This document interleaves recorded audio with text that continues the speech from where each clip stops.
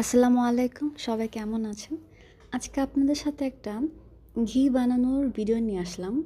অনেকে অনেকভাবে ঘি তোলে, কিন্তু আমি আসলে একটু ডিফারেন্ট ওয়েতে ঘি বানিয়ে থাকি। সেটাই আপনাদের সাথে শেয়ার করছি আজকে। তো দেখতেই পাচ্ছেন এখানে আমার কাছে 3 ডিবায় সর জমানো আছে।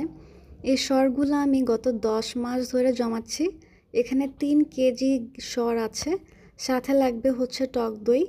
তো আমি নতুন ফ্রেশ টক দইটা দোকান থেকে কিনে আনলাম, কারণ অনেক সময় দেখা যায় যে ফ্রিজের টক দই দিয়ে ভালো করে জমে না। প্রসেসটা খুবই সহজ।